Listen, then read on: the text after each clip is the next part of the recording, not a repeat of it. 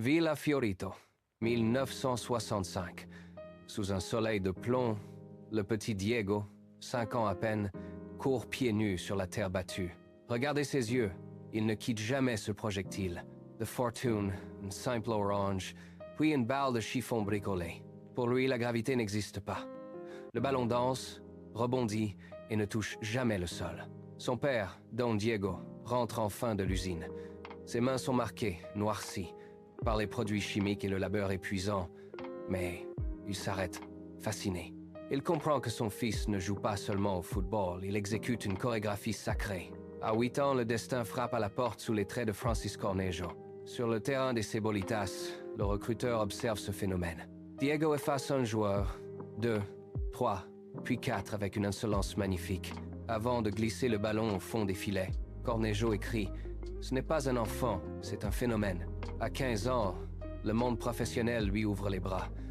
Le gamin est déjà devenu un roi. 1904-26, Mexico.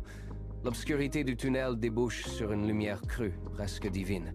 Argentine contre Angleterre. Diego s'élève, défie les lois de la physique. Sa main gauche, cette main de Dieu, effleure le ballon. But, la polémique explose, mais 4 minutes plus tard, le génie efface tout. Il récupère le cuir dans son propre camp et entame une chevauchée fantastique. Beardsley, Reed, Butcher, Fenwick, ils tombent tous comme des keels. Il contourne Shilton et dépose le ballon dans le but vide. Il tombe à genoux, les bras en croix, alors que le monde entier retient son souffle. Puis vient Naples. Diego descend de l'avion dans une ville en transe. Au stade San Paolo, le sol tremble sous les chants de milliers de fidèles. Il pose le ballon sur le point de penalty, le filet frissonne et la ville explose. Diego n'est plus un homme, il est devenu le dieu vivant de Naples. Mais derrière les projecteurs, l'ombre s'étire. Dans sa villa isolée, le silence devient lourd. Diego regarde les écrans, ces caméras qui le traquent sans répit. La chute est brutale, inévitable. 1994, États-Unis, un dernier cri de rage, puis la sortie définitive, escorté par une infirmière vers un test positif. Il baisse la tête, les épaules voûtées sous le poids de sa propre légende.